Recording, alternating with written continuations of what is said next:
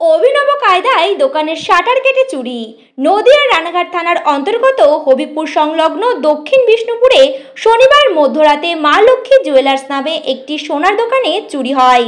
সিনেমার গল্পের মতো অভিনব কায়দায় দোকানের সামনে ত্রিপল লাগিয়ে সকলের নজরকে আড়াল করে চোরেরা। তারপর শাটার কেটে ভেতরের গেটের তালা ভাঙে তারা। শোকেজে থাকা রূপোর কিছু জিনিস ও সামান্য কিছু সোনার জিনিস ছাড়া আর কিছু নিতে পারে না তারা, এমনটাই দাবি দোকানের মালিকের।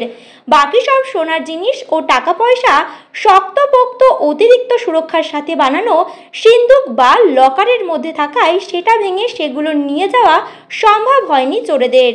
তবে শীত পড়তে না পড়তেই এমন চুরির ঘটনা সকলকে সতর্ক থাকার পরামর্শ দিল। জানা যায়, এই জুয়েলার্সের দোকানে 500 মিটারের মধ্যে আরও একটি সোনার দোকানের শাটার ভাঙার ও চেষ্টা হয় গতকাল রাতে। দোকানের মালিক রাজু বিশ্বাস ইতিমধ্যে রানাঘাট থানায় অভিযোগ জানিয়েছে। প্রশাসন থেকে পূর্ণ তদন্তের আশ্বাস দেওয়া হয়েছে এলাকাবাসীকে। বিষ্ণুপুর থেকে প্রসেনজিৎ দামের রিপোর্ট, এইচপিআর নিউজ।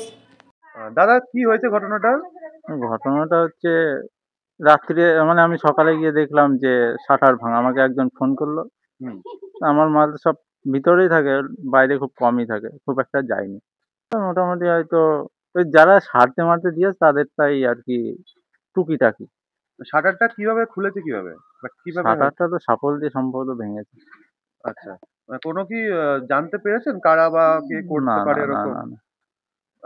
গত দুদিনে কি কোনো রকম সন্দেহভাজন ব্যক্তি বা কেউ এসেছিল দোকানে? না, তেমন কোনো কেউ আসেনি। আচ্ছা, তা প্রশাসন বা থানায় জানানো হয়েছে? হ্যাঁ, থানার লোক এসেছিল।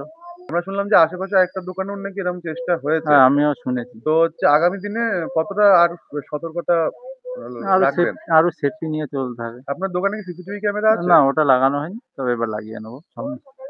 আচ্ছা। আপনার নাম? রাজু বিশ্বাস। আচ্ছা, দোকান আপনারই তো? হ্যাঁ। আচ্ছা, দোকানের ঠিকানাটা একটু বলে দিন। মা লক্ষ্মী জুয়েলার্স, দক্ষিণ বিষ্ণুপুর, হবিবপুর, নদিয়া। আচ্ছা, ধন্যবাদ।